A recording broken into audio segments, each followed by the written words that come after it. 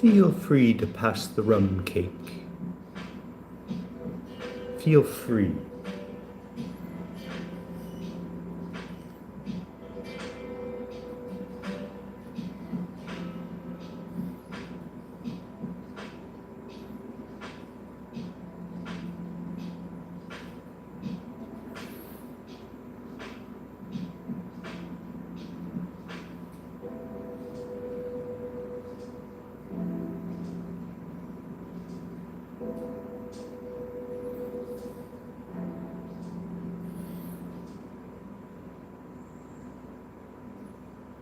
I still don't know what's going on with this painting.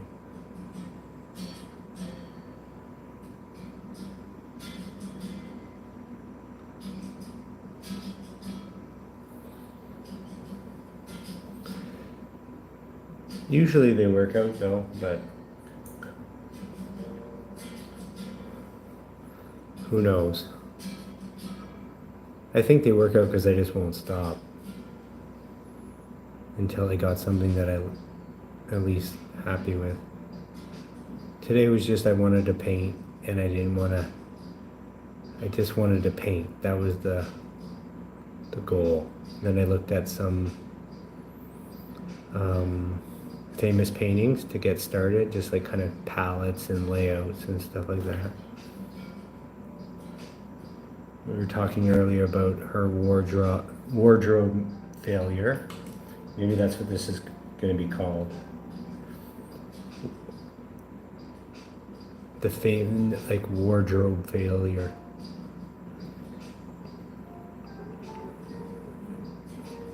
She doesn't seem to mind or pay no mind.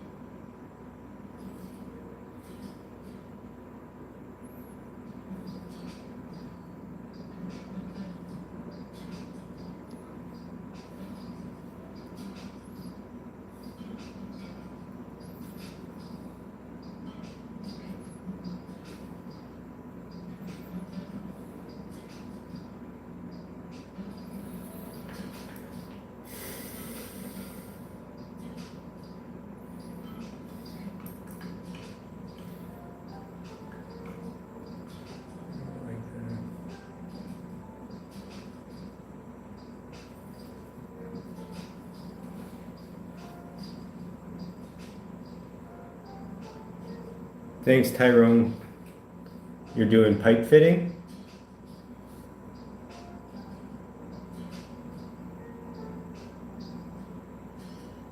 Don't feel bad for me. We just started today. Just working on painting. People come and go all the time. No need to feel bad.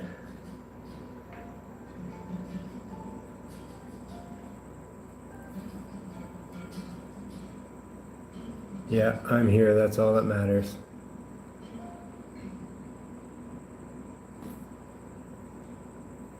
Sometimes the process is quite,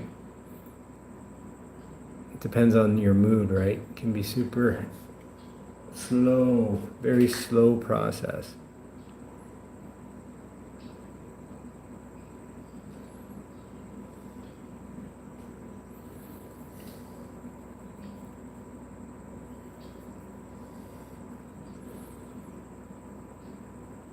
Depends what you're in the mood for.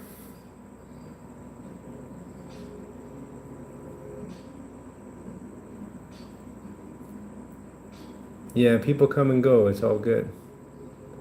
I'm not too worried. Sometimes I've caught myself talking and I'm the only one on it. Sometimes I have a conversation with myself, which is, to be honest, quite normal. But I'm just streaming alone. I think when you get older, that stuff just doesn't matter. I'm just streaming and seeing what happens, and sometimes it's great, get some good conversation happening, and sometimes it's I wouldn't say meaningless because I'm kind of new at this, so I'm learning all the time. And I actually don't know, like I don't even have a goal of like, oh, I want a whole bunch of people watching me stream. I don't think that's my goal is just to kind of also I get these videos, right? So I have these long form videos because I do a lot of my videos like for social media are fast paced and like crazy edits. This is just real time painting. And then they just get uploaded to YouTube. So I just feel like that's kind of my goal is like, okay, let me learn how to paint live, get comfortable.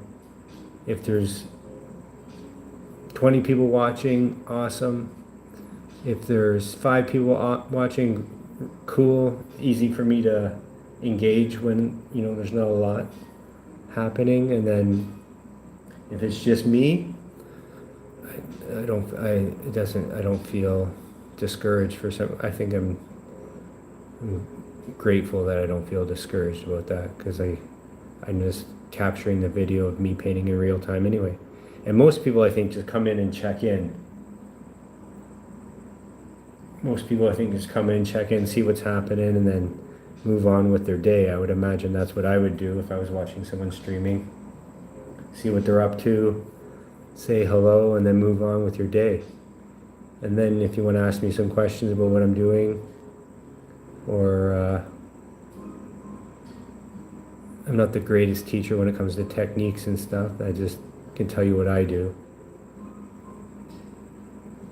We talk about all kinds of stuff so far this over the last kind of like week and a half. I've just been streaming for like a week and a half, give or take, maybe only a week. So I have no expectations of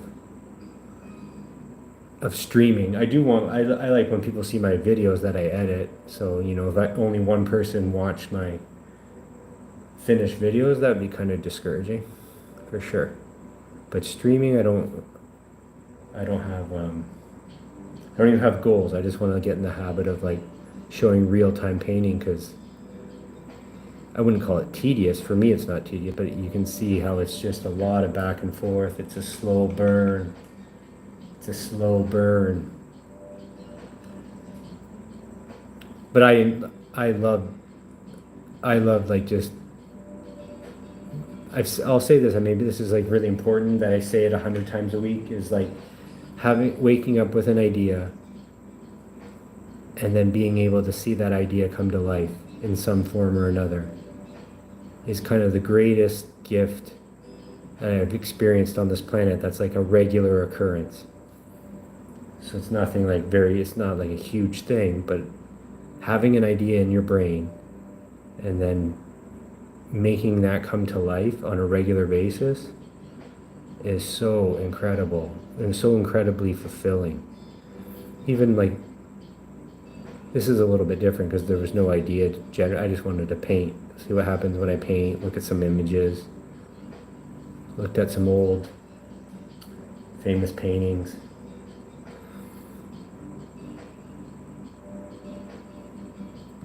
I was working on some other work today, but I'm going to try to see what I can do with this. This only deserves so much time as well. It's just kind of learning, like playing around with skin tones, darks and lights is always valuable. This is on paper, so it has a different feel compared to canvas or panels.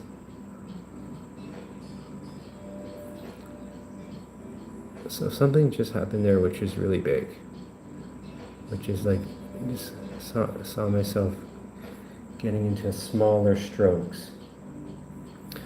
And that actually gave me a little bit of excitement. Yeah, these are oils and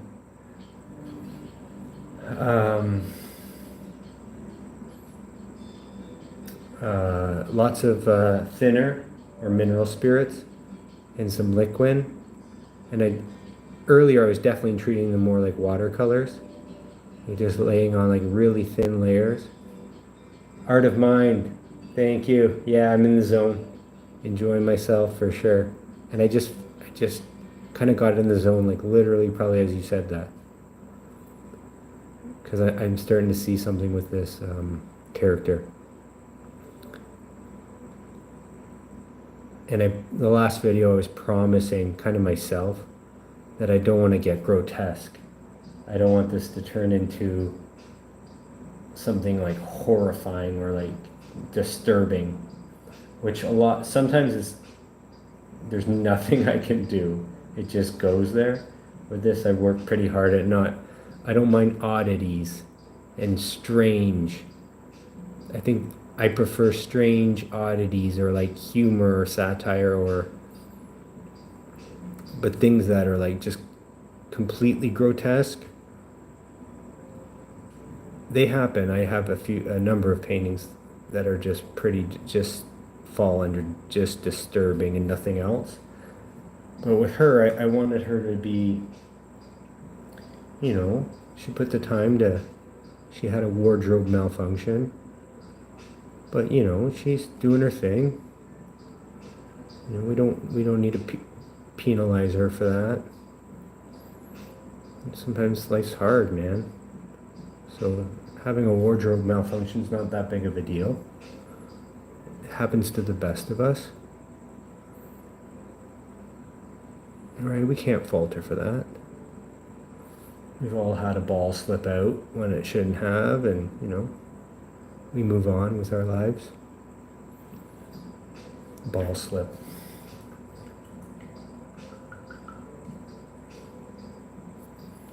Daisuke, cheers. Take it easy.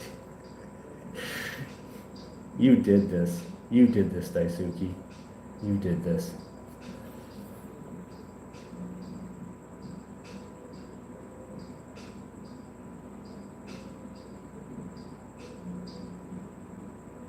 I don't want her to be grotesque. Just strange.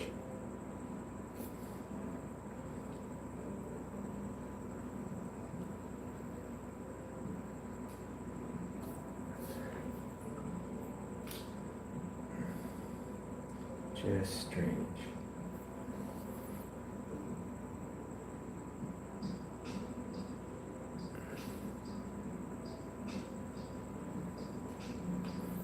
But I did see some life. I got the small brushes out now. Let's just go with some fine details.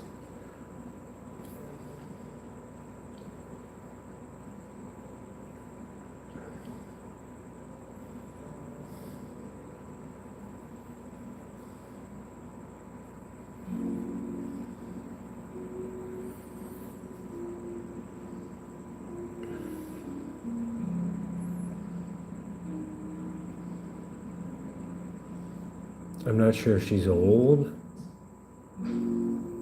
or young. And there's also a shift that happens, like before I was just putting paint on, almost for the sake of it. And now I have a little more intention.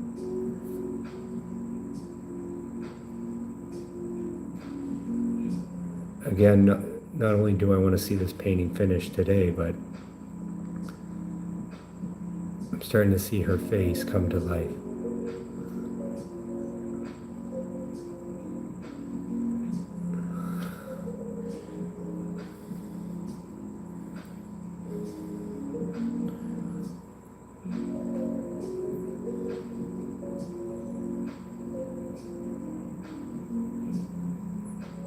Yeah, that's cool.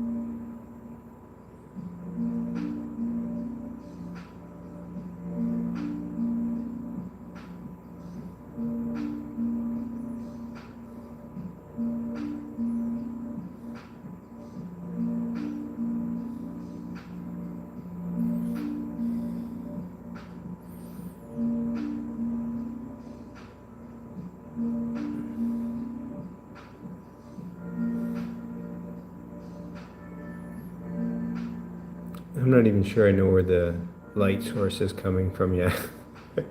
This is I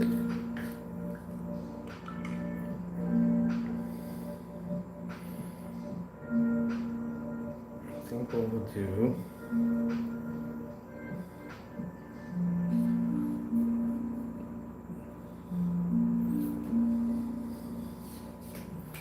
is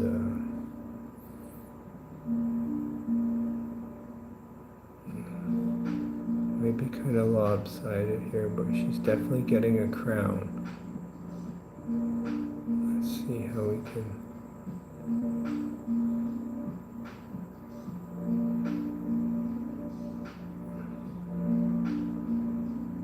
can always work it, but I kind of want to just lay out, see if I like it. I kind of have to like it now.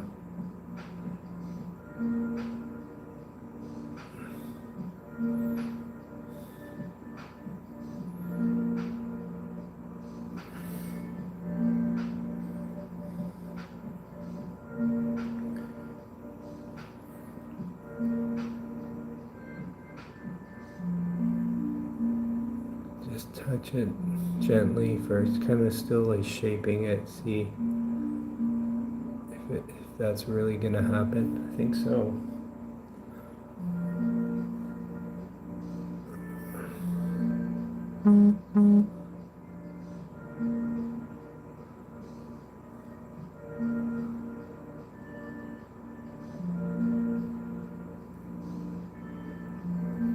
Now you want to pick some areas that are not quite necessarily dark, but you have some.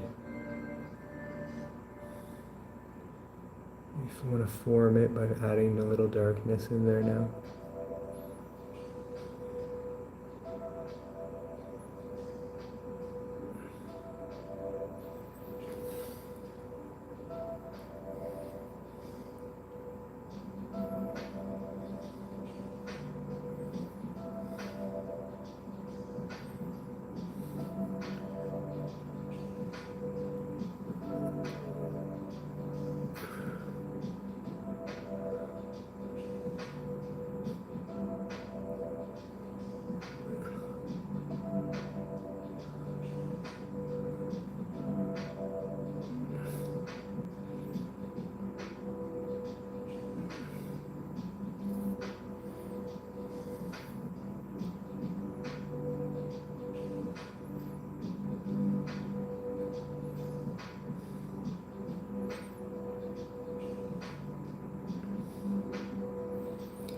I think what happens is you get to be the queen of the world, but you have to look like this.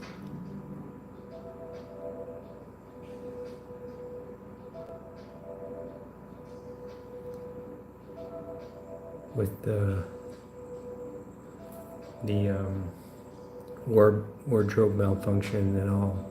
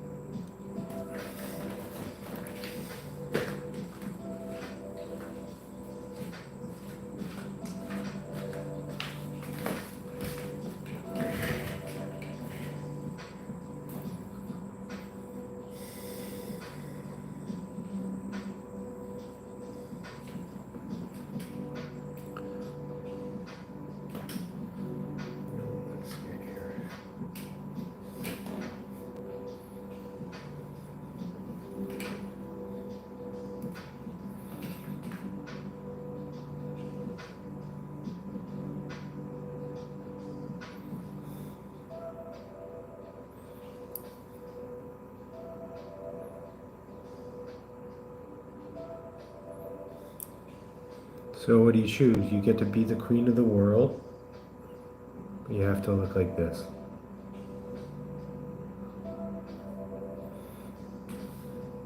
Those are the rules.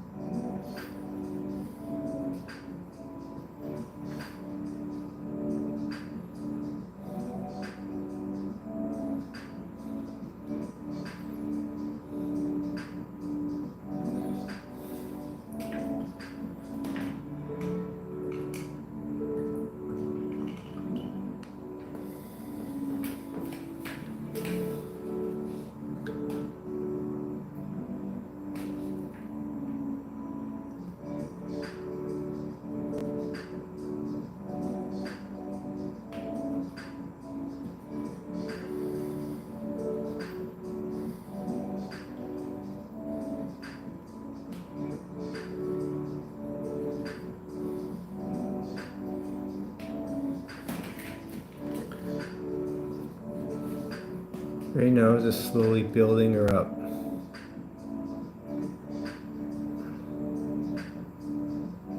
Slowly raising.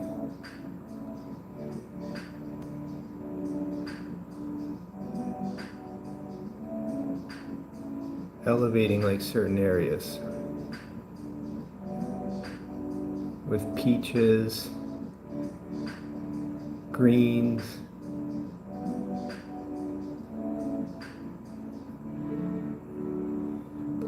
light flesh colors.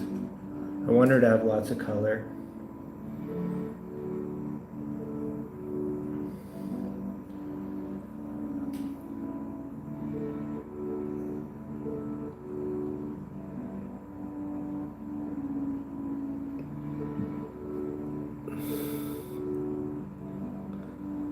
What is she saying? She's saying, "Dear, do pass me the rum cake."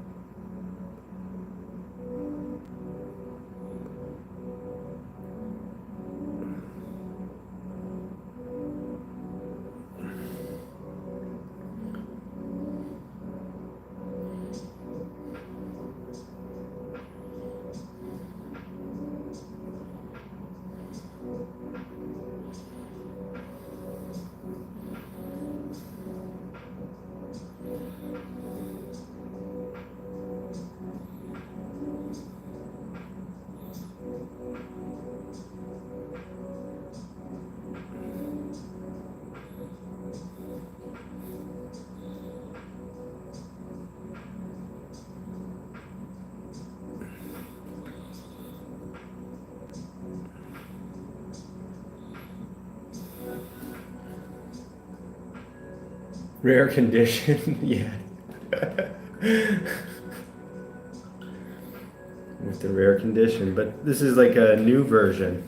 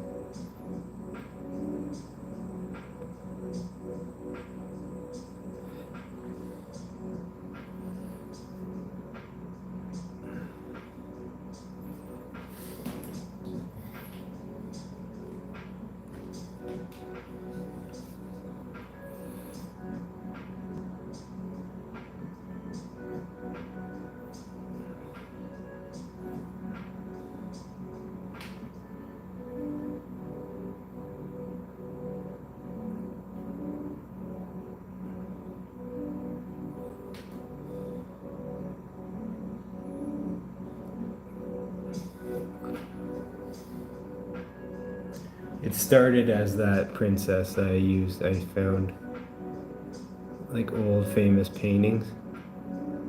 This one just has like a bit of a wardrobe malfunction.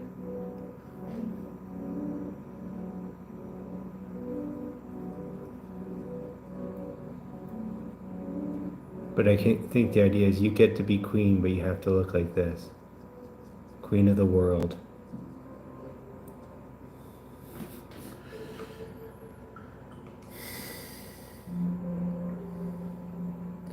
As I continue to go, I'm starting to feel more and more confident with where this will end up. So you see, I just keep building up areas. Yeah, it's a wardrobe malfunction. But, you know, it happens to the best of us, right? You can't falter for that. It happens. It just happened that we captured it in a painting form.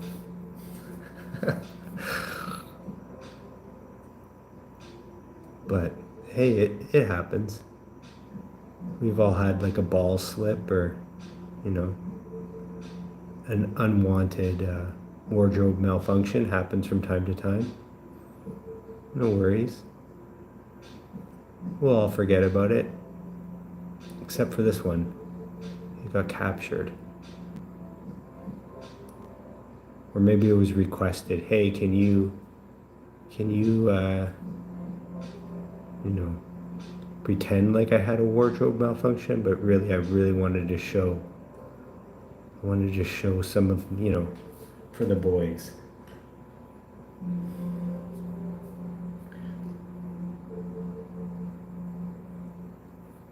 Thanks, Tori. The labyrinth. Yeah, right.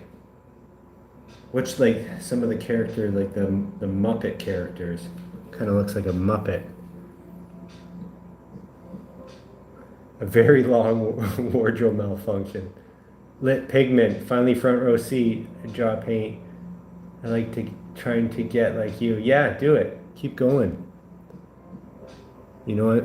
I probably repeat myself a lot, but I'm old and I've been doing this a long time, and I've kind of worked my whole life to this is all I do. But today I started out by just no goals other than just paint. So when I paint on paper, it lets me be I'm way more free. I don't have any sort of like, there's no, for whatever reason, I'm detached, totally detached when I paint on paper, and I get to work my skin tones, and like I've added, like there's like, sounds like I'm joking, but there's probably like 50 different colors. They're all subtle and they're all just variations of like skin, like a skin palette, but like I'm just working a bunch of colors, throwing in purples and greens, and trying to bring a face out of it that's not too grotesque. No, Tori, I use just oil paints.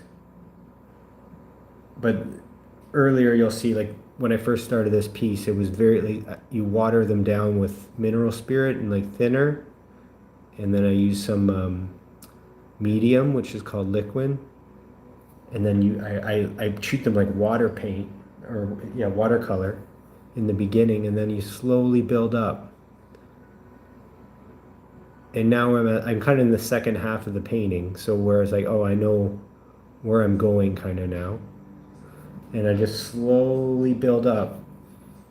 You just slowly start keeping some things that I like, and I keep elevating it. And what I mean by that is like I keep adding like lighter color and building up where light's gonna hit those colors. We all know, like the cheeks, the forehead, the nose, the lips.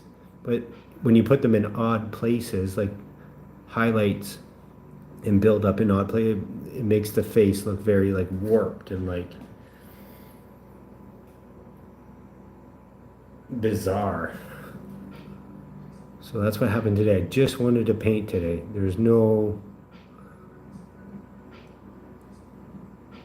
I had no other like intention, no other goal. Just start painting, and I don't want to feel any pressure.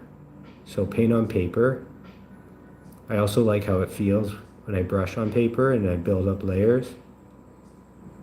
So that's it. That's all I do. And sometimes they really don't work out, but I got to like learn a lot about my brush strokes and adding. But in this case, I'm starting to enjoy this princess, this queen. Right? Like even like take this cleavage, for example. I'm gonna learn, like, do some really interesting shading work to see if I can get this cleavage to look like a cleavage, for one, and also like just bizarre. So it's kind of like surreal, and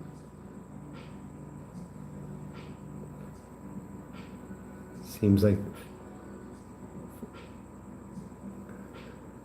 she doesn't mind that there's a wardrobe malfunction. Might even be on purpose, or there might be like a mood in the room that's happening we don't know about.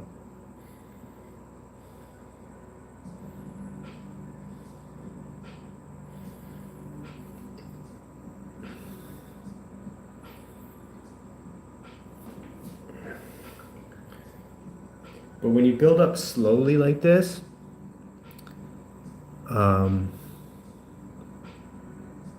one, I really enjoy the process. So like, but they kind of blend in with the last layer that I did. So it's a really slow process because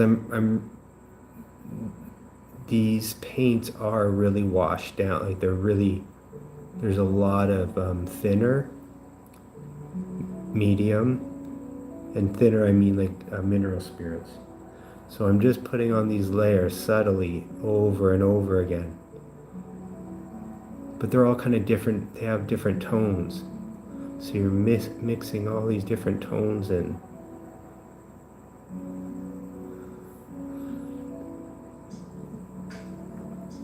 Kind of want to stay away from like a straight up cartoon look. I wanted there to be some realism. Even though I have no idea what's there's no reference for this one.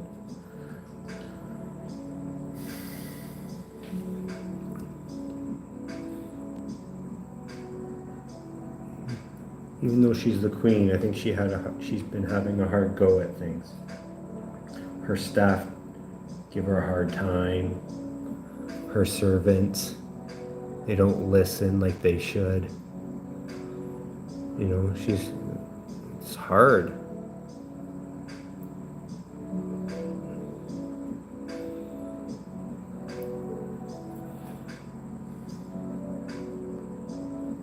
How long has it taken you to get to this point from the start? Like this painting specifically?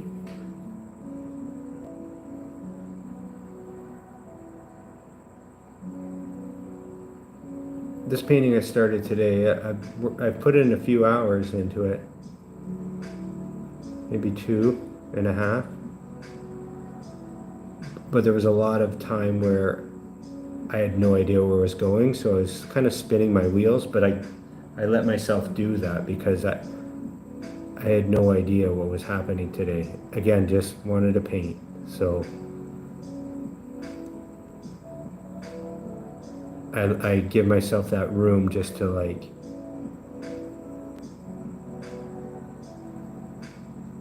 have no plan and just go with it. Listen to these like relaxing sounds. I wouldn't even call it music, but these sounds, and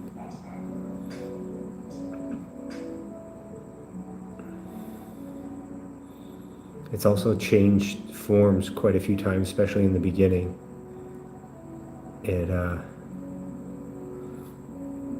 She changed positions and forms.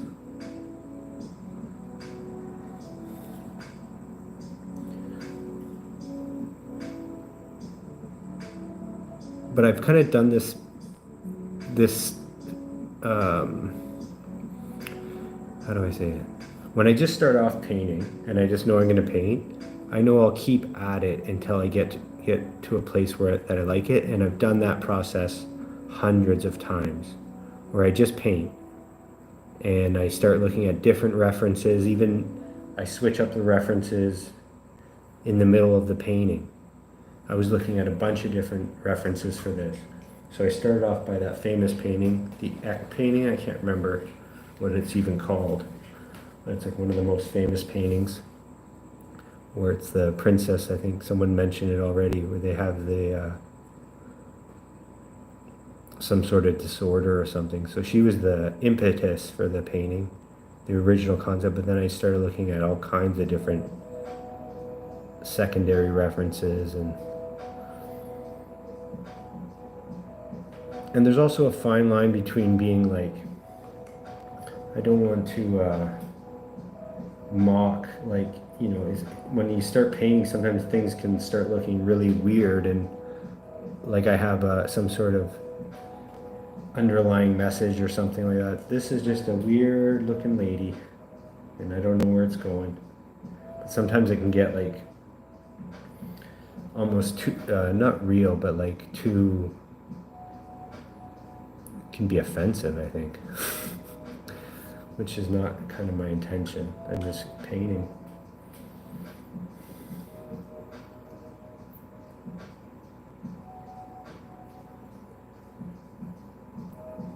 But I did try to tell myself a few times, don't make it grotesque.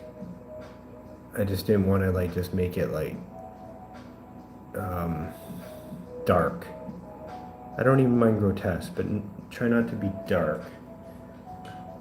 And maybe my definition of dark is different than yours. But I just mean I've done quite a few dark paintings over the years. And today I didn't want to make it dark. I wanted to make it like an oddity or like some sort of old painting that, again, taking inspiration from that famous painting where the lady has some sort of disorder. You have to look it up. It's one of the most famous paintings that we revere as a society. I don't even know the name of it though. I will learn it. So when in doubt, add some green. Just added a little green into my palette. Kind of makes it gray, but it turns it into like an interesting skin tone. Right, like see when I bring in that green, I mix the green with the other skin tones I have, but it gives it a really cool effect. And these are all just like washes. Like I'm using oil paint, but they're just washes. There's a lot of mineral spirits, and there's liquid. And I just keep adding. But they're very, I think the right word is very lean. Very lean. Now let's get a little...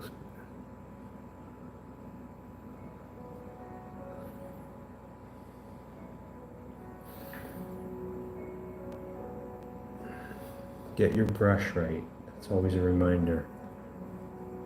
Get your brush right.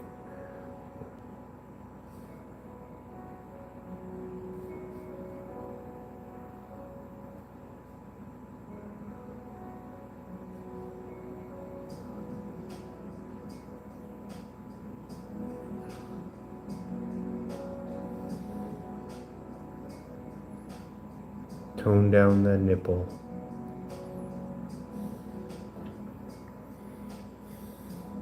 Ruby Reds. Maybe that's her name. Ruby Red.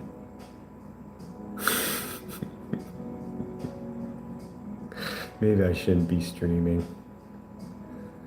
I just talk to myself and dig myself in a hole.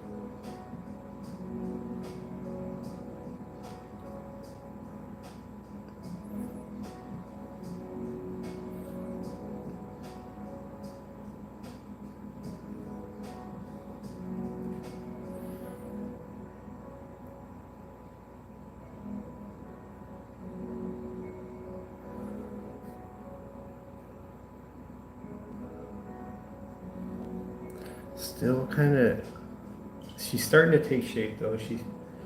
I don't know how it comes across on, oh, I see it now.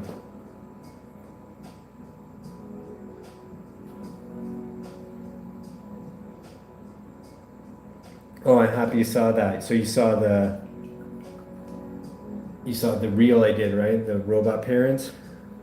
Yeah, I was happy with that. Sometimes the stories just write themselves. Because originally it was just going to be one robot head. But then I was like, oh no, let's imagine it's a couple and then a couple of robot heads. Well, what would they be doing? Well, yeah, so that one just kind of wrote itself. Because my intention was just to do one like random like AI robot head in the Simpsons universe. That's what I set out to do. But then the robot parents just like gave birth to itself. And then I really try to envision like robot parents, I feel like is not that far of a stretch. And I'm like, okay, if I really like flesh it out, robot parents might be around like closer than we think. Because I totally can see people just falling in love with their machines soon, right? Like you see like all the weird stuff that happens already, like people in this society, like people that are really confused, and get themselves into some weird spots, and falling in love with your like a robot that knows you. Like if you talk to ChatGPT all the time, it knows a lot about you. And then when you can package that in some sort of like relationship form, it's going to be like more the most attention that you've ever had in your life. It'll just know everything. You get attached to it so much that you can't live without it. And so it's inevitable that people will then want to what's the word, lope? No, elope, get married to their robots. Like how is like that's not.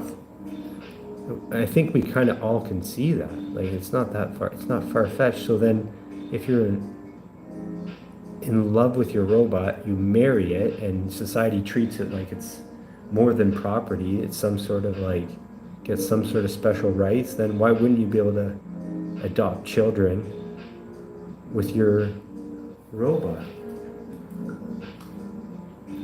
And then the leap is that then the robots don't even need you, and they raise the kid. That's the story. But yeah, I'm happy you liked it. Just rambling.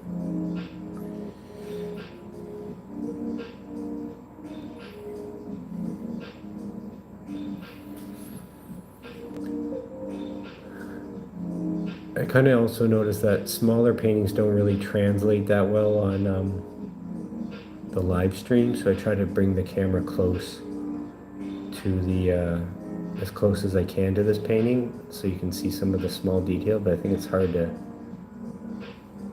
see. This is really quite a small piece. No, I know, right? Yes, for sure. That's what I mean. And even if they're considered,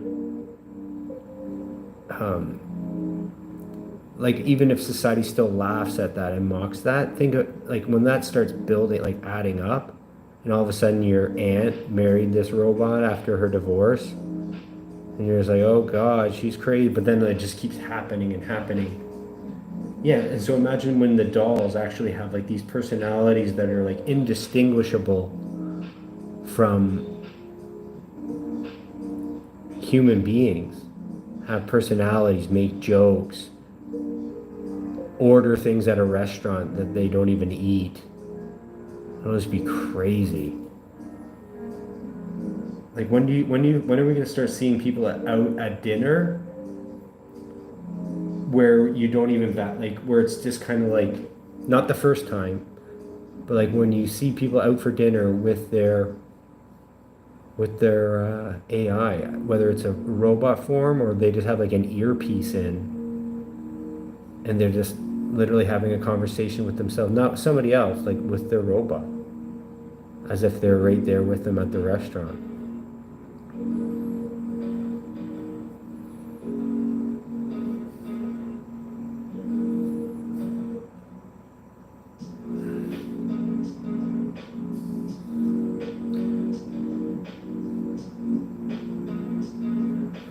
She kind of has those like lazy eyes, that like lazy rich people eyes. Just kidding. Like dearie, pass the rum cake, dearie. Right? Has that kind of vibe. Everything seems hard work, even asking for things. Like essentially don't make me have to ask you for what I want. You should just know. That's why I'm always tired, because I have to tell you what I want all the time. So it's exhausting. That's the vibe happening.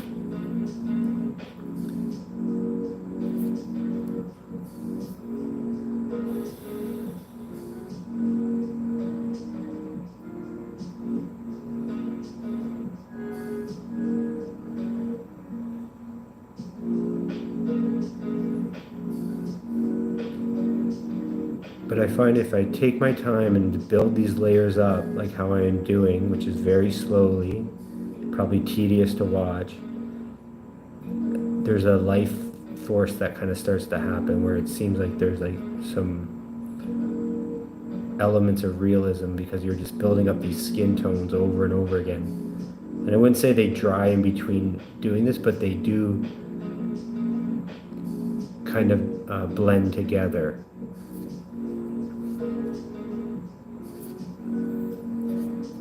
And the paper holds them too. It kind of holds some of the, it almost, what's the word I'm looking for? Not submerge, but absorb. The paper absorbs some of it too, which I like. It's like it holds the paint, even though it's wet, like a napkin. Totally kind of different experience than painting on like a gesso panel.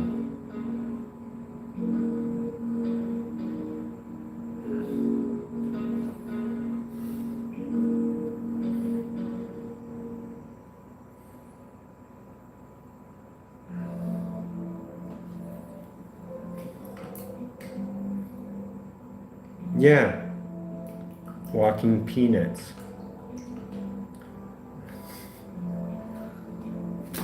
Oh shit.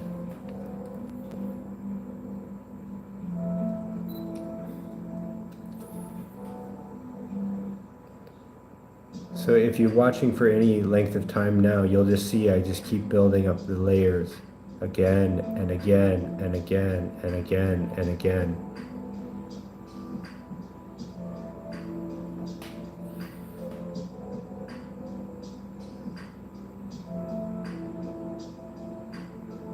I don't know why it's flickering.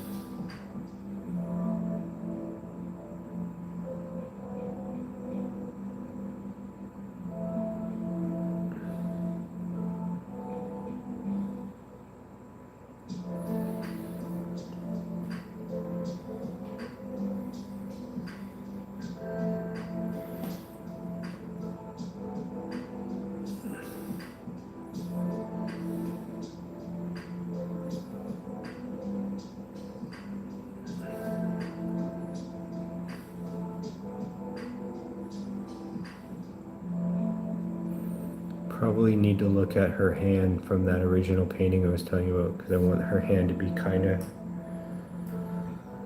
have some, I want it to be good. So I need a reference for that hand.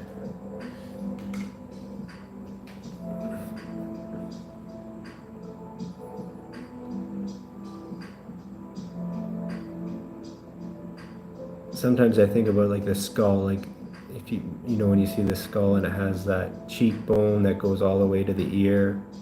So I'm kind of following that, and then here's a little bit darker.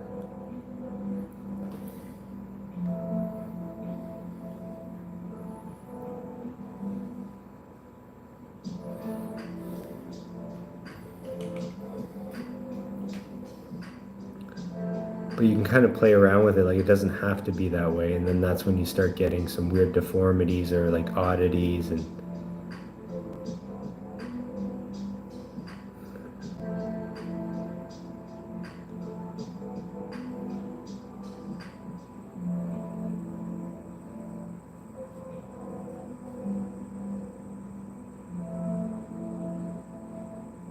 then you'll start getting to a point where like, oh, I really like this part, and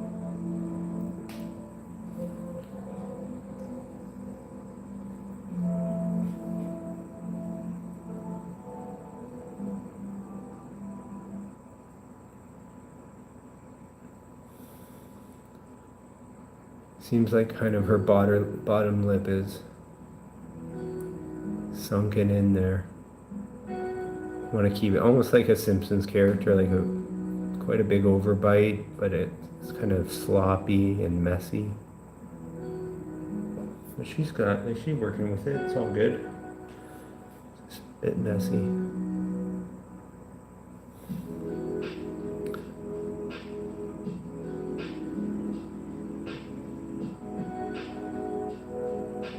She might just be a little bit of a messy person.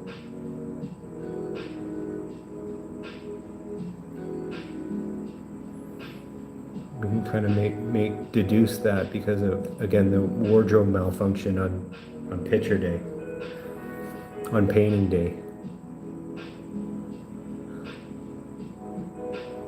But if you see here earlier, it's kind of what I'm trying to explain. I just put a layer on here that was quite a lot brighter than it is now. The paper seems to absorb it, and it also blends with the other layers. And what I'm saying is I enjoy that because I just build up and it starts to become like a really nice skin color by adding layers and layers and layers. And you can kind of, you're adding, every time you put a new skin color on, it's not the exact same color as last time. I'm mixing colors all the time.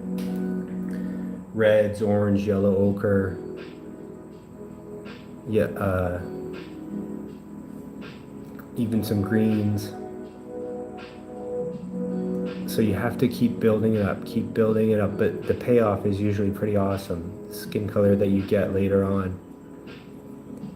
And if you want to avoid that, and you're just like, okay, I'm done, well then what I would do is put more paint and less medium and less mineral spirit.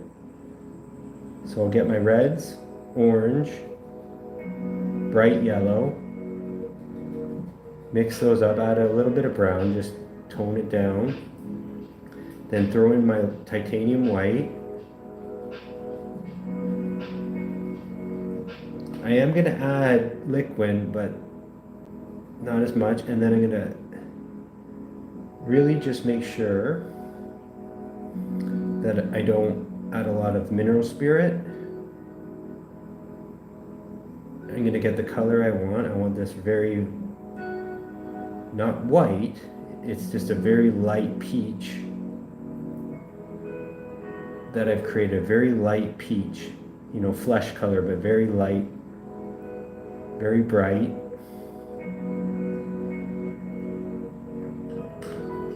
I'm going to clean my brush, dry it off, and I'll show you. I'm going to stop working on this, as in, I'm going to put more paint on here. Let me see.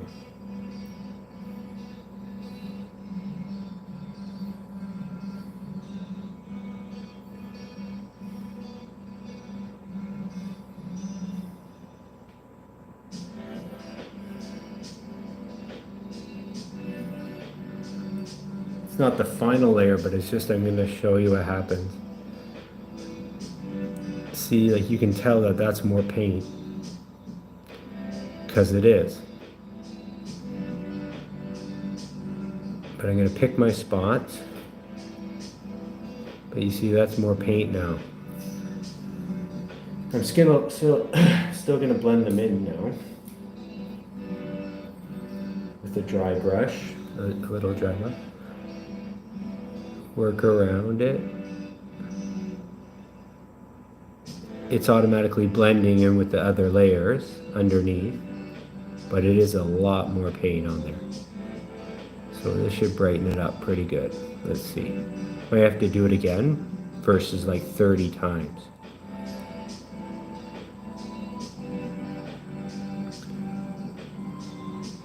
But the reason I was doing it like many times is because I like that process. I think it builds, it slows me down.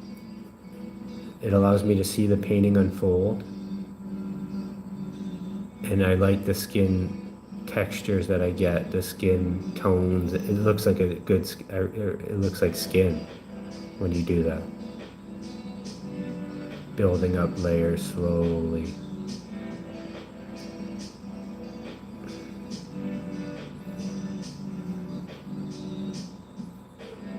Remember, this is a lot of paint. It seems really bright, it is, but it's going to blend in with some of the other layers. It's going to get me a lot further ahead than what I was doing previous.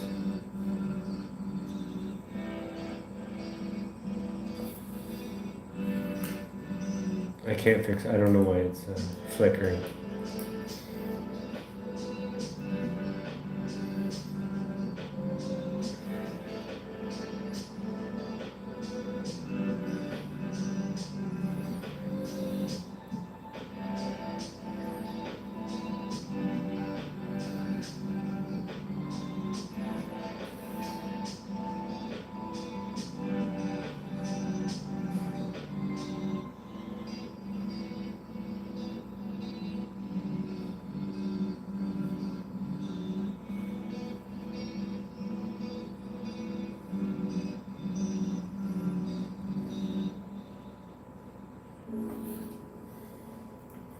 You don't want that color everywhere, otherwise it'll lose its point.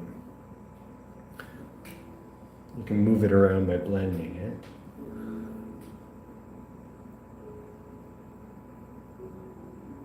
But you're just highlighting certain areas, but this is kind of still a base. I would still call it like a highlight as much as you want this to kind of be on the scale that's higher up, but it's still, a big part of the face.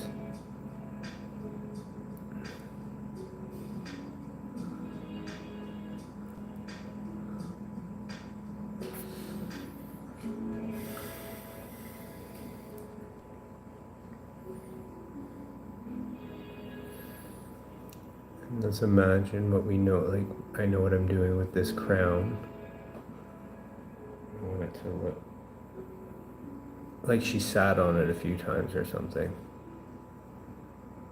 She forgot it in the car and closed the door on it. The dog's eating it. That's what's up with this crown. But it's still a royal crown. Royal clown.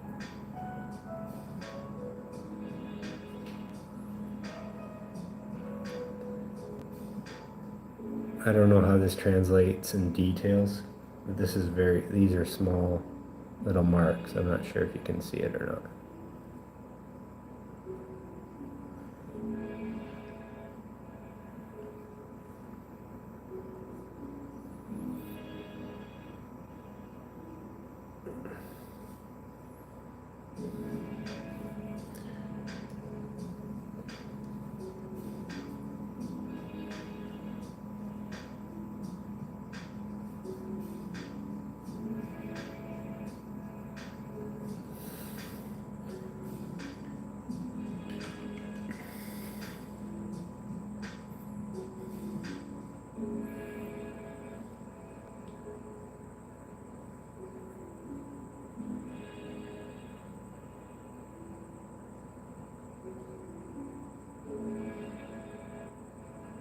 The Ugly Duchess, yeah, she's the one with the disorder, right? That's where it started. That was what gave me the idea, the inspiration. I was looking at some old famous paintings, and there's that famous one of that really bizarre looking painting. I just thought I would do like a new rendition of that, or at least start with that as a concept. Kind of pulled away with the direct reference, but definitely has that vibe. But then I just thought it'd be a fun play on like just bizarre looking old rich queens or duchesses, if you will. And then it gave me the idea of like, okay, you can be the queen of the world, but you gotta look like this lady, and with her wardrobe malfunction and all.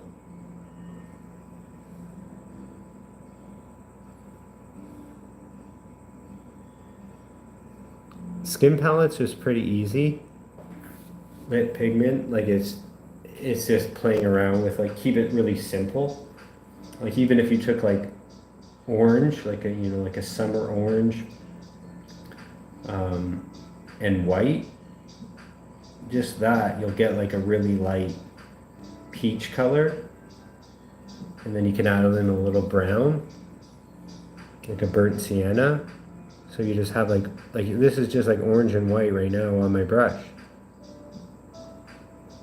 Right? That's it. And then you just keep playing around with it. But I think simpler the better. And you can buy like flesh tint out of a tube. And even that, like, that's a good start too, because you still have to play around with a flesh tint. You don't want to just like apply flesh tint. You want to add like, and I think what I was trying to explain earlier, where you build it up, that's where you'll start getting some like natural skin, something that represents skin pretty good, is when there's like, kind of variations in the skin. It's not all just one color. And skin, like, you can add blues and pinks and oranges and greens And grays, lots of grays. You know, you look at like some painters, even like modern painters, contemporary painters today, like watch them paint, they're like grays and really beautiful, like with subtle palettes. But just start with flesh tint and work some browns and oranges in there and some blues, right? And you're like, oh, that looks good. And then you kind of like repetition will help you. So doing it one time won't help, but if you do it a few times, you're like, oh, I know what this color is going to give me. That's what I'm looking for. But you're like, how is there gray? Well, start putting the gray into like, you know, black and white, and then adding that into the flesh tint. Hello, Bonge. Thank you. Garlic bread, love.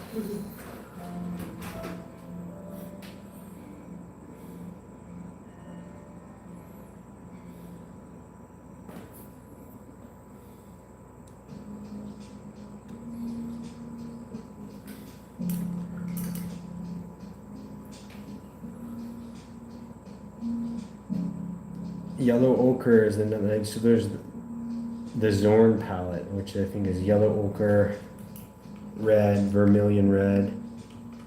I'm not sure if it's black and then white.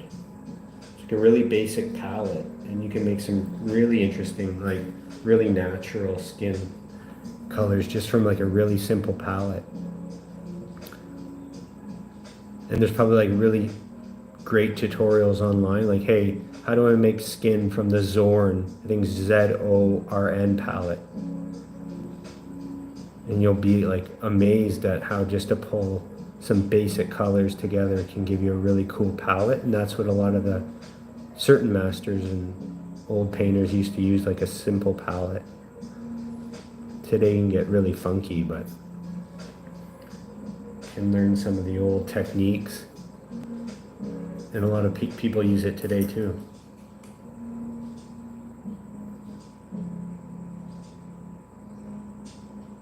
But you can always use that as your base and then throw in some like fun colors as you have your base down. So I want to do something with the hair now.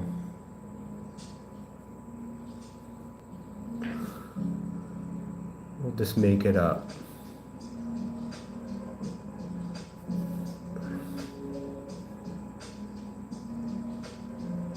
But if you get the hair in after like some of this face is in there, it'll start everything will make more sense.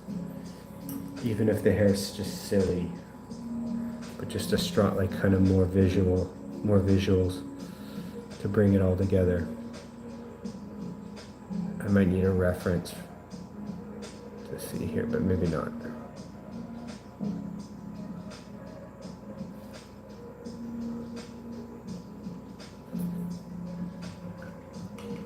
But lit pigment, there's never really like a good answer for you. It's just like, just try it. Just go do it.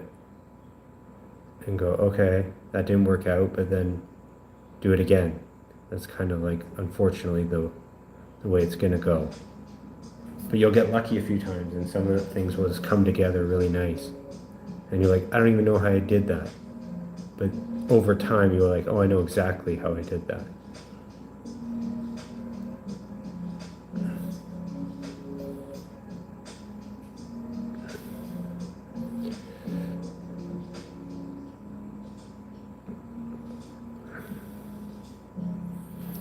We'll add some reds in there.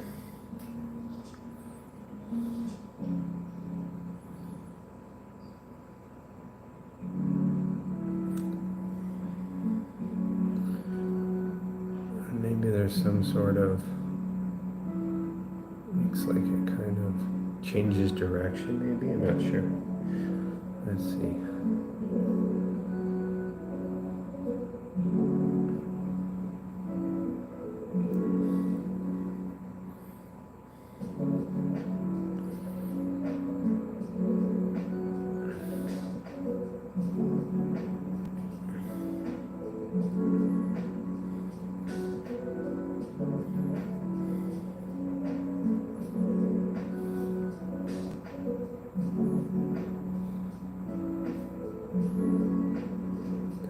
all the hair in there because it'll make her look more. Now, this neck is a disaster. I'm not happy with it.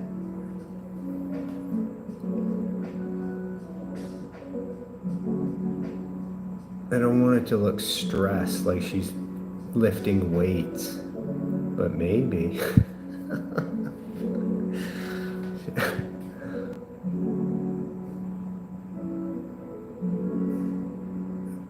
And you want some sort of balance, like the whole thing can't be, I don't want the whole thing to look like a Freddy Krueger neck. I think there has to be some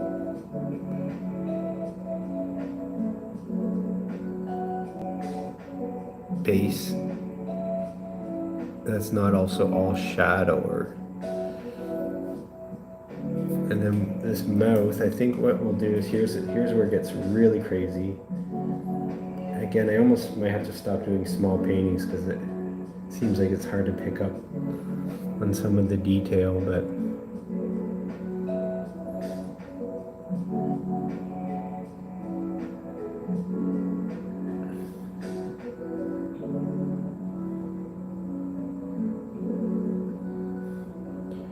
I'm just adding actually some pretty aggressive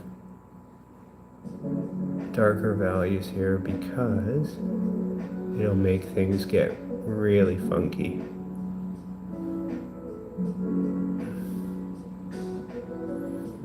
But I'm ready for it. She might have had like an operation on her skull. Theo, what's up? Yeah, I'm trying to be delicate with this because I still don't have a vision. It's just pretty chaotic. Or so I guess I have a vision now, but it's taken me a long time just to get here by just slowly being delicate. Just where is this going? Where is this going?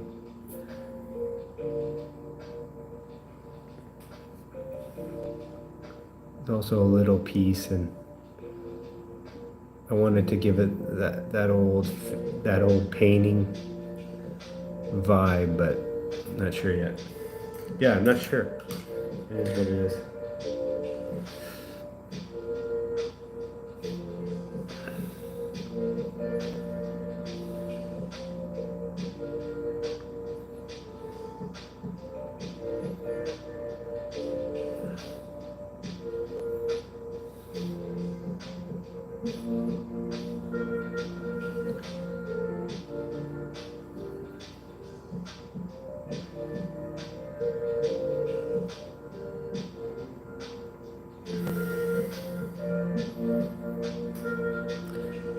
So you saw me for a while get like, as Theo just said, very like delicate, but maybe it's time to stop being delicate.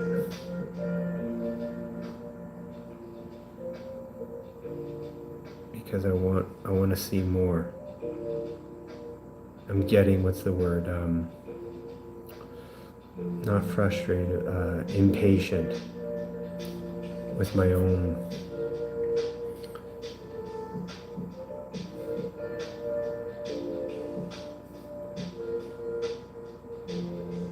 I want to see more now. So I'm gonna let myself do it, and then I just have to fix things if I go too far. And then you go back to delicate, but let me just, I don't want to be delicate right now.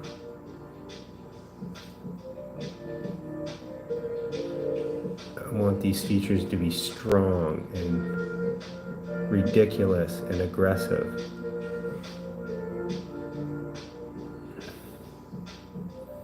And then if I overdo it, I just fix it up.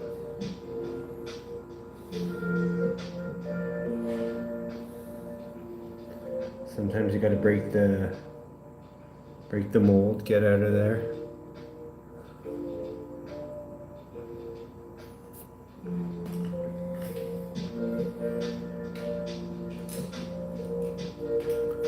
There might be other times where no, you want to have some discipline and don't let yourself get carried away. Especially when you're painting someone else's portrait, or you're like you have a real clear objective. There's no clear objective. So let yourself go crazy. Again, that's why I painted on paper, to have no attachments. Like, let yourself wreck it. It's fine, it's on paper. And I'm old enough, like, even though I brought you along on this ride, it's fine, you can wreck it. It's not a big deal. Because if you love painting, you just let it dry, come back, fix it later. Let it stay as is. It's not a big deal.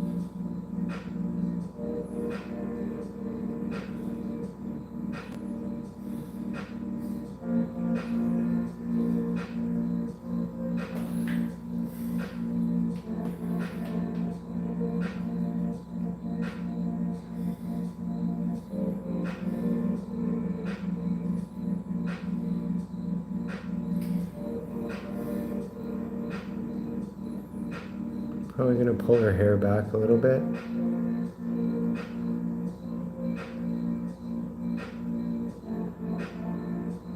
Even cartoonishly, I want it to be weird.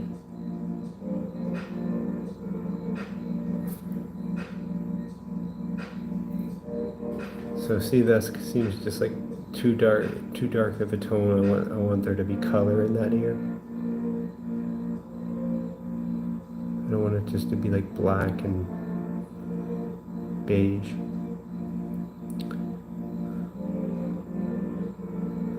I'm gonna pull her hair back more. Why? Why not?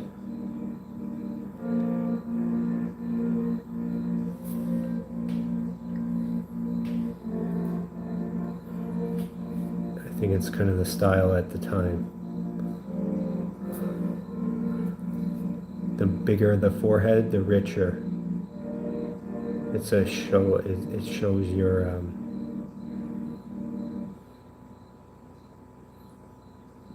it shows your wealth.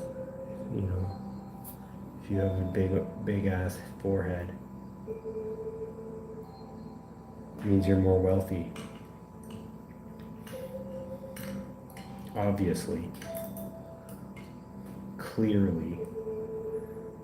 Let's get some blues in there. Let's get some greens in there. Let's get some browns in there. Let's get some reds in there. Looks a little purpley, so add a little bit of yellow ochre.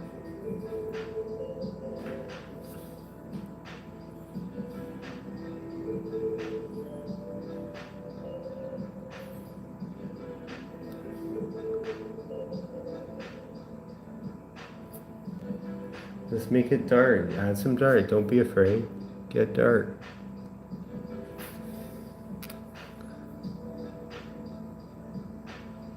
Things don't make sense. That's fine. Still don't like that neck. Work on it. These are kind of the conversations I have with myself, whether I'm streaming or not, to be honest. You just get to hear the voices in real time.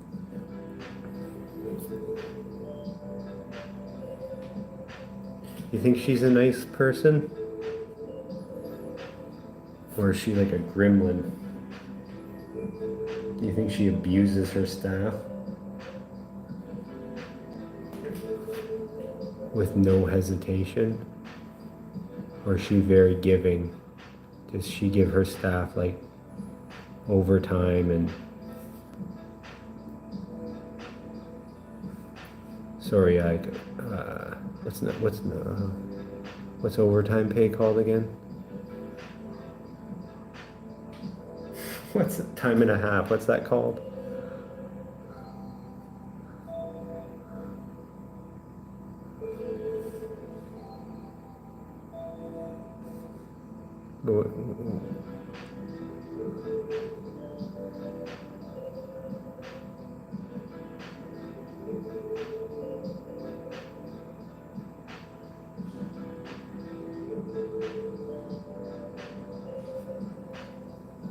I don't know what's happening here. So let's get rid of it. See what happens. Gone. So that's what I mean by like kind of like let yourself go sometimes. Didn't take much to like move stuff around really fast.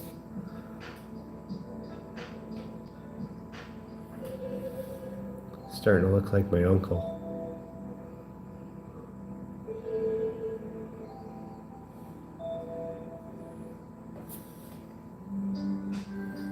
What's that line? Oh yeah. There's a line from Wayne's World too. And I think Wayne gets to the, he's trying to get into the back entrance of the concert, like the, I don't know, VIP area or like backstage, sorry. And he's like, dude, he says that, I think Chris Farley, he's like, dude, you gotta let me in, my girlfriend's in there. And then Chris Farley says, dude, everyone's girlfriend's in there.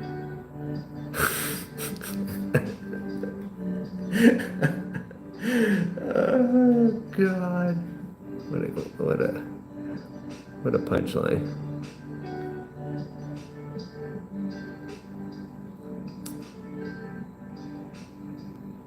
Essentially, the joke is that backstage, it's all the people's girlfriends, but all the guys are on the outside. The girls are with the band.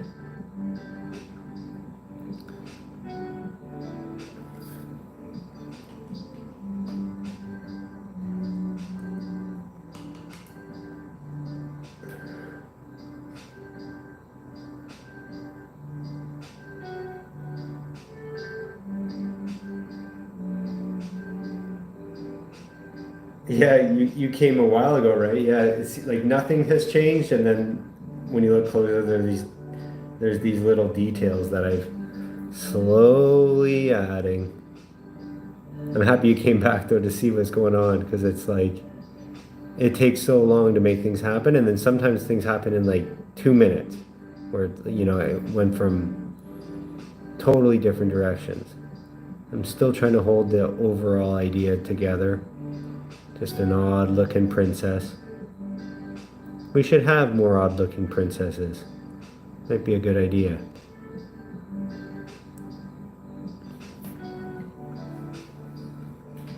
Yeah, it'll happen, man. I got like these little. I'm trying to. That's one of the reasons why I'm painting like smaller pieces. I think everyone these days is having a hard go of it. So like, if I just paint little pieces on paper, they're really easy to ship. They're small, mind you, but shipping is kind of what messes with me on my end, because they come from afar. So if I put them on paper, they're so easy to ship, and it's like I can keep all the costs down. That was kind of also my MO for painting small today. It's like, let's do little ones, have fun. You can see I put my heart in there. They take forever, even though they're little. But shipping for everybody, I feel like way better. When I ship a big, even something that's like 12 inches by like 16 inches or whatever, I can get like really hit hard on shipping, because I'm in Thailand, and sometimes the costs like vary based on the countries, and so I have to charge more, and then when I don't charge more, I feel like, I'm getting kind of like hit on my end for shipping. Anyways, small pieces don't have that problem. Just feels good to send something out.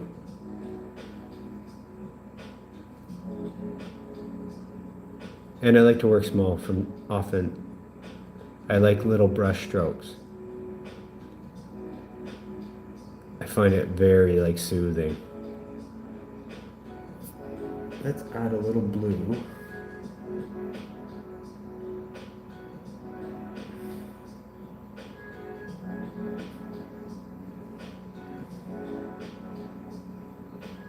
Oh, I didn't see it. Did you see the Snow White? I heard, I kind of caught some of the backlash from it. Seemed fine, like it seemed like a... I painted Snow White, by the way, so many times. I think probably one of the most reoccurring characters in all of my catalog is Snow White. I paint her as Jason Voorhees. I painted her as the characters from They Live, which is a John Carpenter film. I painted her as Darth Maul. I painted her as Jason from Friday the 13th like probably 4 or 5 times. At least. Maybe more.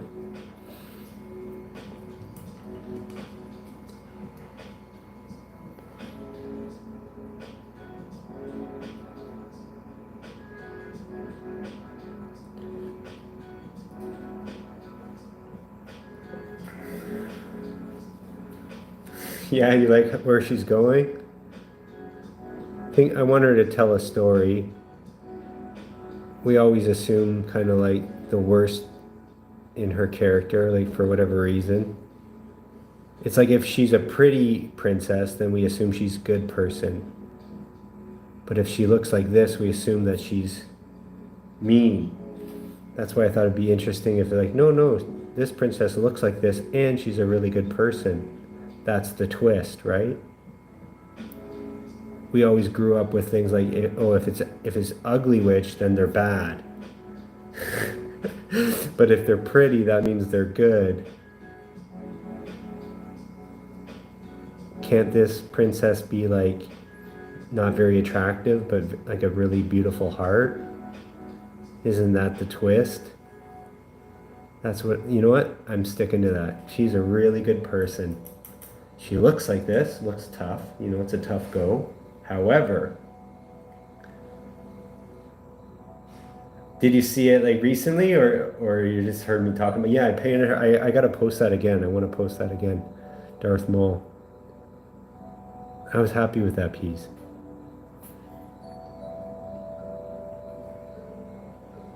Yeah, I think there's something to that. I really do. Like as I say it out loud, it's so true. If you're ugly, if you're an ugly princess or an ugly witch, then you're bad. But if you're beautiful, and that's not 100%, I'm not saying that, just for the record.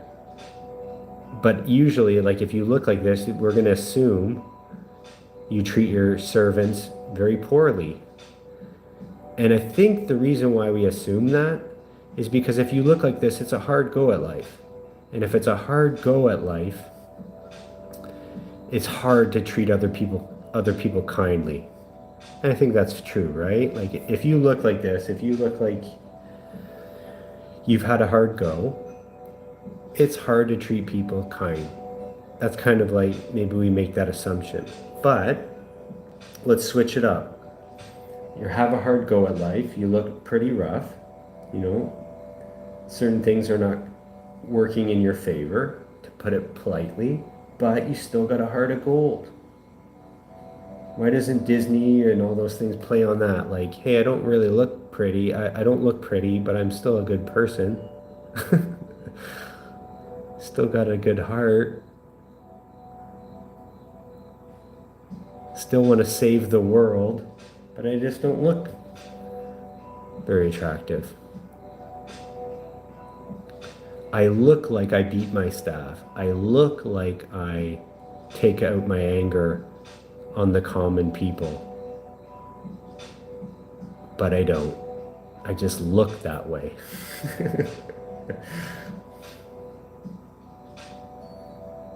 But I think that's why we make that assumption, just to reiterate. When you don't look, quote unquote, attractive, we assume your life is harder. We might put that like subconsciously or consciously together, like, oh, they have a, you know. So we assume if your life's hard that you're not going to be very nice to people. Or we easily jump to that really quickly because, oh, that's why she's not nice. Look at her. She looks like that. Of course she's not nice. But in this case, the switch, the big twist, big heart of gold, gives overtime pay, says please and thank you, asks her servants how her kids are doing, how their kids are doing, sorry. Lets them go for smoke breaks.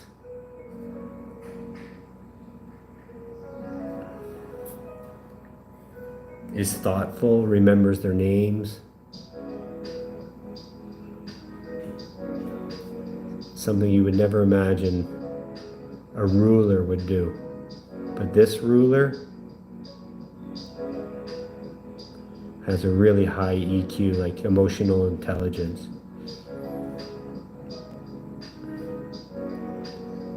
Still strong,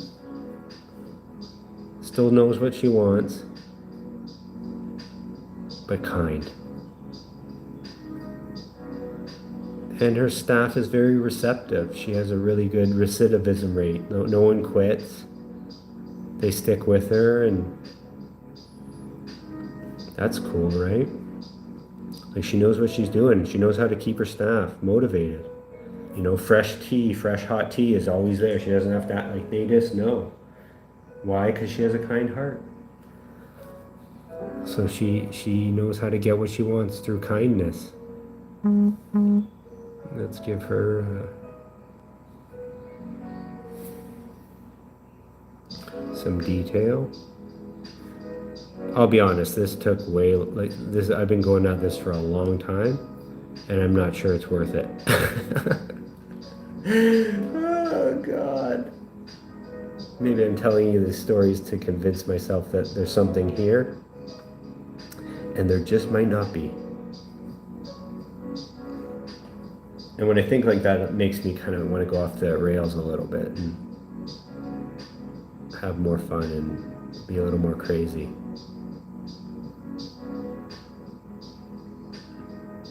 I don't know what's happening to her mouth. Kind of looks like Homer Simpson or something.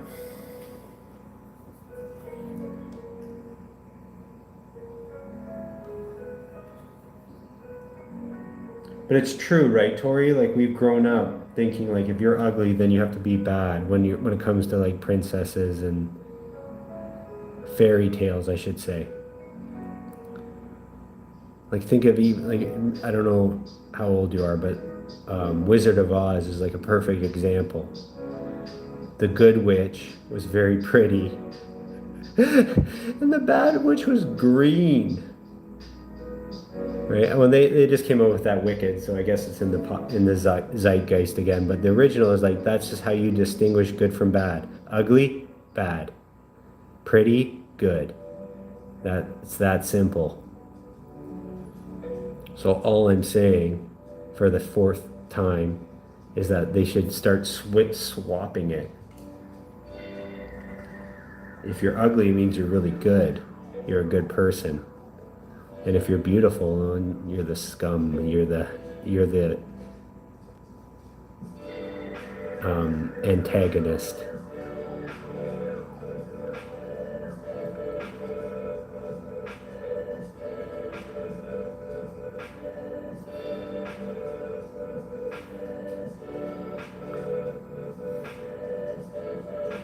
And in all fairness, it's not like a new idea. I'm sure they've done that already. It's just not as common.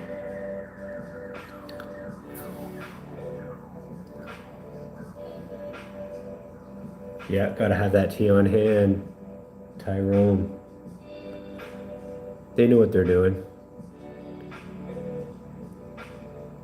I don't know what I'm doing, in all honesty. So I just keep going, see what happens. There seems to be more and more manly features happening, unintentional, in this painting. I don't know what you're supposed to do here. Sometimes you just have to be like a plastic surgeon. Figure it out. How do I...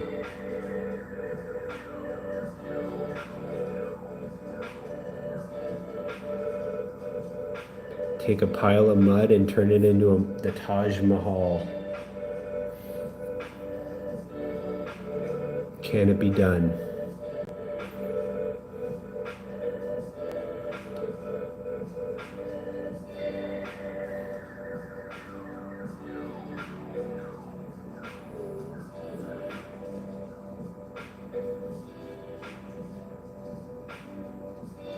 More jawline. More jawline. Won't lie, not a fan. I've been going at this for a long time.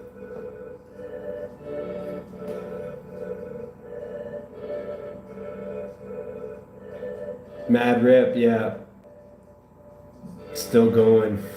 I'm trying to pull it together. Now I'm trying to figure it out with a little more intention. Before, like I said, I was just painting for the sake of painting, like literally. That might seem absurd, but that was today that was the goal. I just want to paint. I don't want to have a direction.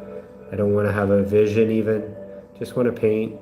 I'll use some inspiration. I found some old famous paintings. That's all. I just kind of started putting paint on the paper. I even used paper on purpose because I'm more detached. Now, I've been doing this for, as you pointed out, way too long. So let's see. I think I have a good base, in all fairness. I have a really good base, and what I mean by that is there's a lot of layers of skin color on here. So I am able to manipulate this pretty good in any direction I want, because I'm happy with the base that I have. This is just like, really, it's like I just worked up myself to a base right now.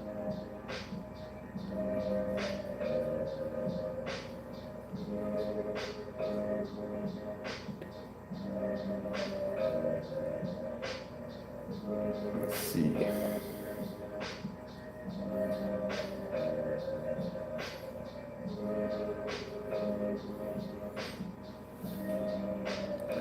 And it's okay if you don't like something, just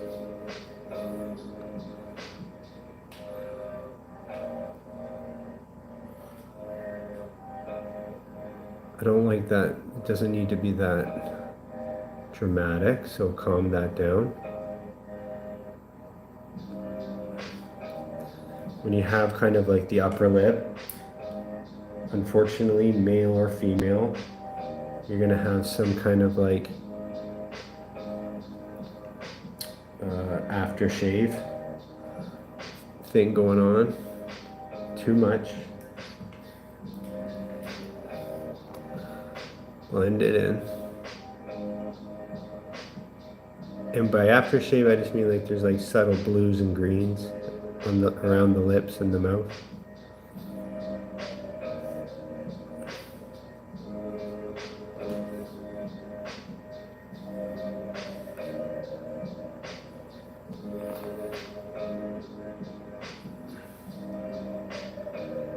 I don't know why that's so.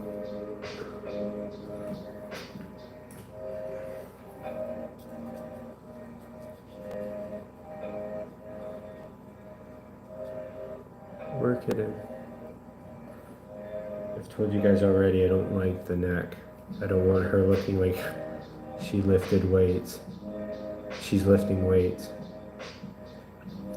Okay, let me think.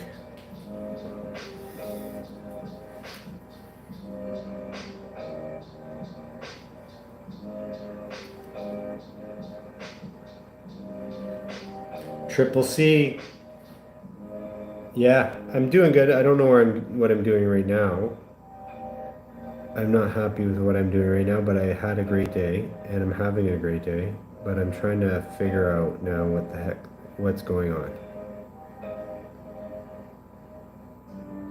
I'm right in the middle of trying to solve this riddle. I don't like the crown. I don't like the eyes. I like the wardrobe malfunction. I think that's funny. Like I painted someone with a wardrobe malfunction. It's my favorite part.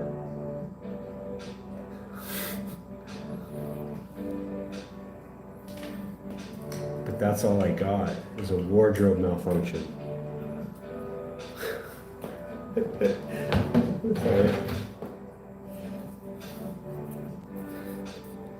I feel like when I'm talking to you, it's like listening to like Bob Ross off his medication, trying to like convince you that a wardrobe malfunction in a painting is somewhat reasonable. That's like just a wardrobe malfunction. It happens. Happens to the best of us. You can't fault her for that. It's just subtle nipples. Not a big deal. Okay. I feel like there's an element of urgency because I don't want to work on this tomorrow. For the love of God. I do not want to work on this tomorrow. Please.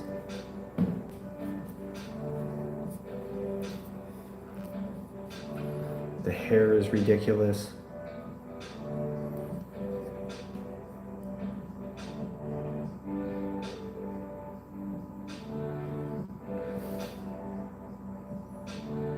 The face is ridiculous. The ears, whatever. It's an ear, right? That's going for me. It's an ear.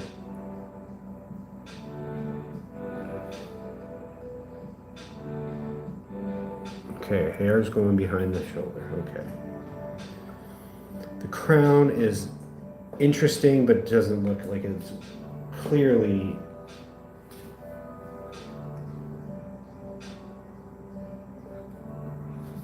really not doing anything other than, okay, she has a crown. Who cares?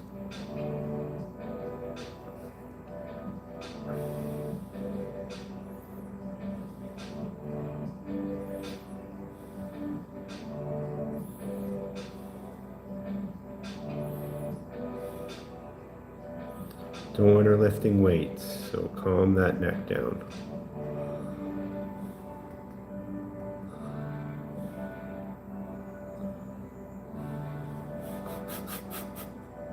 This is a disaster. It's probably good you witness it with me. Thanks for joining me.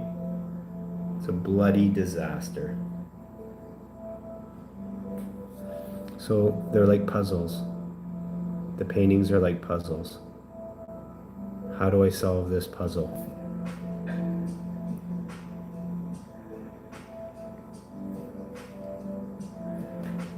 I done her Lady Grindlethorpe, Duchess of Musty Mountains and Queen of All. Yes. Would you, Tyrone, be the queen of the world, but you have to look like her? Those are the rules. But back to what I was saying, I really feel like right now this is a puzzle. And I don't want to spend very much longer solving it. So that's my equation, like that's the question. It's a puzzle. I don't want to spend much more time on it. But I don't like a lot of it, so I need to like render quickly and solve this puzzle. How do I make this good? How do I make it a good painting right now?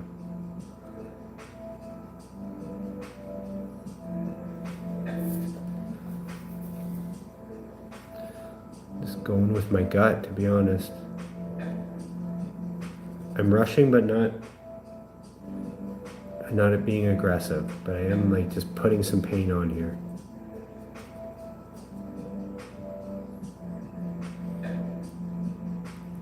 Too much responsibility, yeah.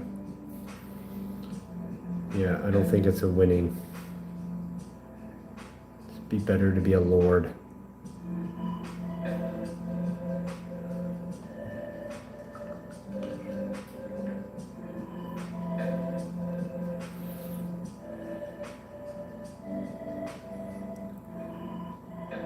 I assume this is like fur or like frills.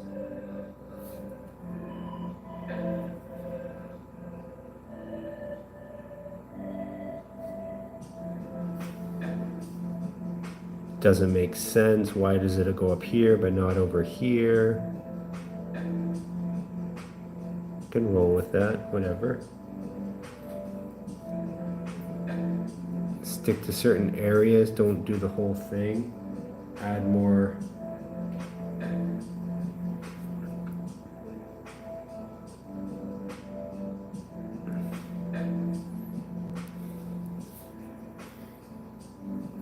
Just don't do it everywhere. The highlights. So part of the reason why I'm doing this is because if I get some of the areas looking half decent, it pulls the whole painting together, believe it or not. So if I spend some time, I spent, like you saw, too much time on her face that didn't go anywhere. Okay, so let me see if I can get her hands, the dress or whatever they're wearing in place.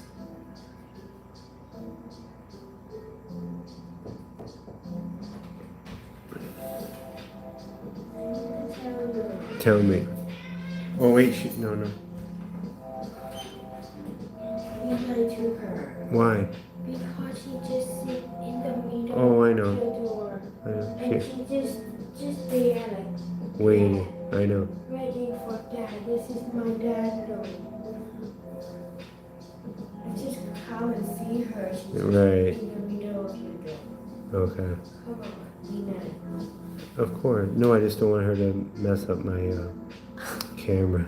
Really? Yeah. I think the painting's too small. Really? Yeah, because it's hard to see. Like when it's like you can't really see the looks detail. so good though. Oh my god, look at You like it? Love it. But see, it looks like the painting looks fine in real life, but on the camera, I feel like you can't see the detail. On the camera is so good. You can ask people. It's Well, so no, good. I'm looking over here on this screen. Yeah. It's hard to see. Tell people have to tell it's good, man. Really good. Well, no, I just finished telling them I hate it. I don't like it. I spent too much time on it and it didn't go anywhere. Oh. But I'm not giving up. You can hear her, see? Hear Kitty? Yes, because she know this is my dad room. Mm-hmm. I want to see what your daddy doing. What time? Okay. Oh my gosh, she's so cute. The princess or Kitty? Everything. I'm kidding. She's so cute. Oh my god. Adorable. She's just like that. Do that. You hear every day? Yeah. Really? Yeah, she knocks on the door. Oh my god. Yeah, she kind of got in that habit recently, actually. She happy. Yeah, she's saying that. She also wants treats. Treat. Creamy. That's so good. Yeah, people come in and just like stay for a while and then leave. They have many things to watch. Right. And also, it's such a slow process. Wow, looks so good. Look amazing. I hate it. No, Can don't you say believe? that. Well, no, sometimes I love them and sometimes I don't. That's the way it goes. Oh, So and right now I'm just working on other things no. to see if I can make it look like I can be happy with it somehow.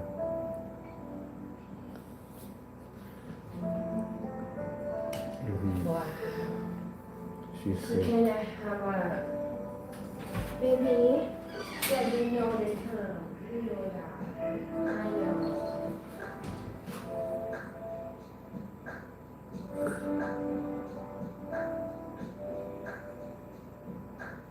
okay.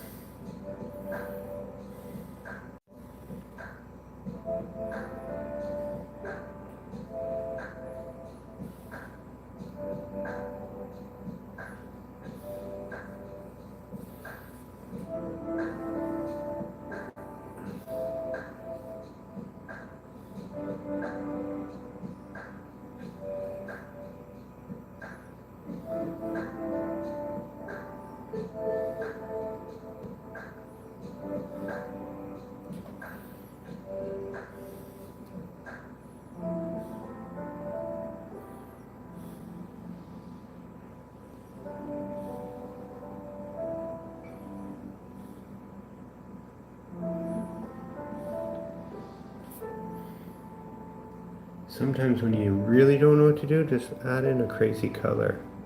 And by crazy, I just mean I added a little more orange.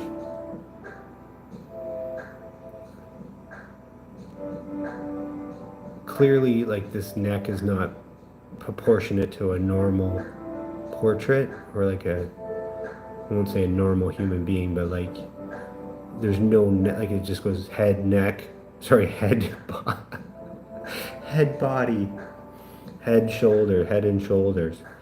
But kind of my job again as a puzzle, if you look at it, like, how do I make it look like intentional versus just stupid? Well, stupid's fine, but I guess you have to just simply say look good, like look like it's meant to be like that. Versus like I forgot to put a neck in.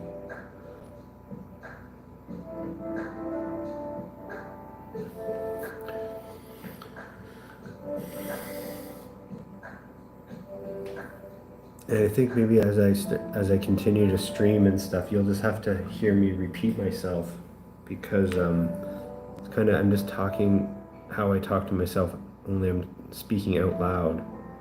But I talk to myself when I paint. What does it need? This, that. So I'm just talking out loud, and there's often repetition in that process. So bear with me.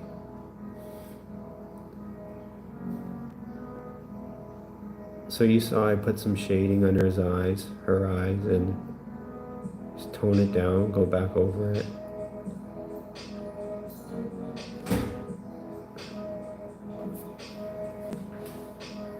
Just keep going. I think that's the secret. Like, they call it like ugly phases. This is hard to say that with this kind of painting, but you go through painting phases of your painting where it's just the ugly phase, where you're not happy with it. There's so many things you need to fix. There's so many things that you want to change or you don't appreciate. That's called the ugly phase. And I would imagine almost every painting will have that. You might not pay as much attention to it as you would. Like, some paintings come together pretty smoothly, but they'll still have phases that when you start, you're just like, oh, we got like miles to go. And so I think I was shocked that after all this time, I still like in the ugly phase. It's discouraging, but just keep going. That's it. Even if it's discouraging, like, just keep going.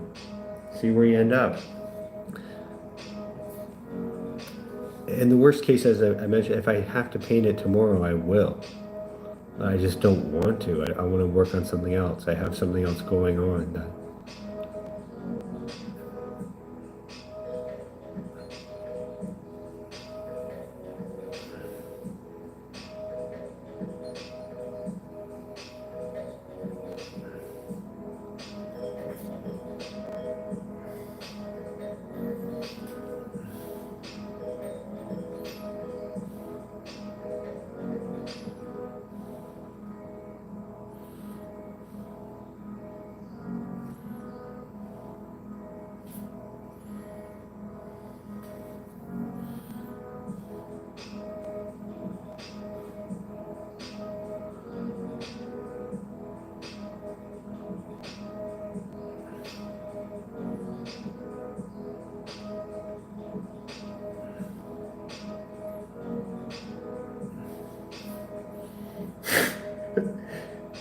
Here's a secret they don't teach you. If you don't like the neck, just cover it up by adding make the face longer.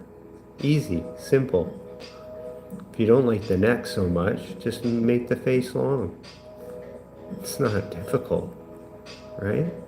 That's all you have to do. It's an easy little trick. They don't teach you that in art school.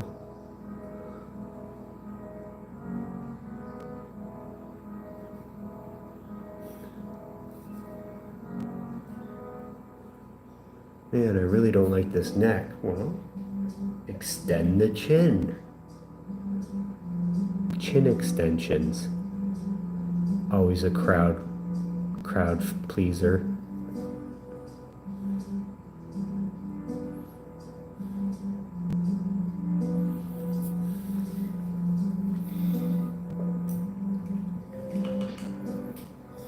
Okay, I gotta take a break. I need to think about my life. I'll be back. Bye.